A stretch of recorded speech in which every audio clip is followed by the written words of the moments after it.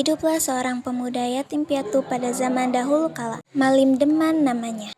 Ia pemuda yang rajin, giat belajar, dan baik budinya.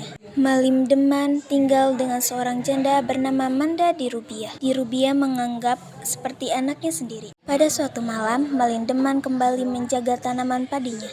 Ia terperanjat setelah melihat 7 bidadari mandi di kolam di belakang pondok Manda di Rubia.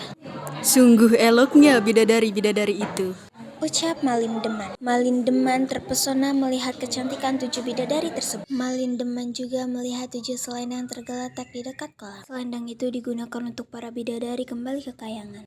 Kemudian Malim Deman mengambil salah satu selendang.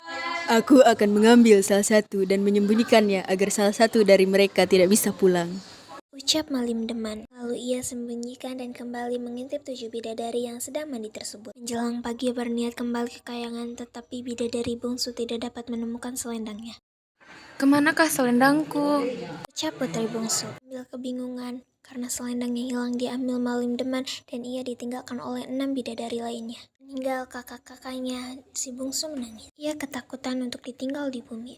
Malim Deman lantas mendekati dan menghibur si bidadari bungsu. Hai bidadari cantik, mengapa engkau menangis? Ucap Malim Deman. Aku kehilangan selendangku.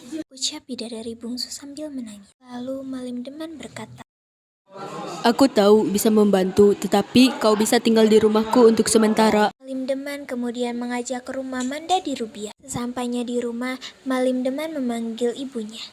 Hai ibu, aku membawa bidadari ini karena dia kehilangan selendangnya dan tidak bisa pulang ke rumahnya. Kalau begitu biarkan dia tinggal di sini. Jawab ibunya memperlihatkan putri bungsu. Malim Deman meminta Manda di Rubia menyembunyikan selendang itu selamanya. Malim Deman mengajak ibunya mengobrol dan berkata, Ibu, tolong kau sembunyikan selendang yang dimiliki oleh bidadari tadi. Baiklah nak. Jawab ibunya yang setuju dengan permintaan Malim Deman. Sejak saat itu, Malim Deman dan putri bungsu saling jatuh cinta. Keduanya lantas menikah dan dikaruniai seorang anak laki-laki bernama Sultan Duano.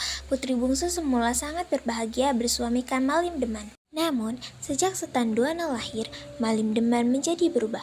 Malim Deman banyak menghabiskan area perjudian hingga seringkali tidak pulang berhari-hari lamanya. Pada suatu saat, putri bungsu menemukan selendang di rumah ibu Malim Deman. Selendangku, mengapa bisa berada di rumah ini?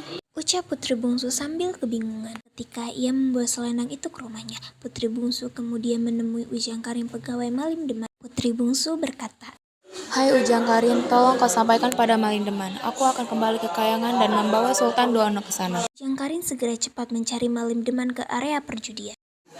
Tuan, istrimu ingin pergi karena telah menemukan selendang miliknya. Ucap Ujang anak buahnya. Apa? Ucap Malim Deman yang sedang berjudi.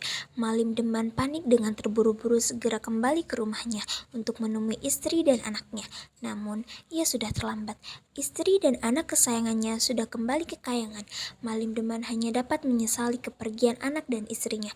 Ia benar-benar sangat menyesal.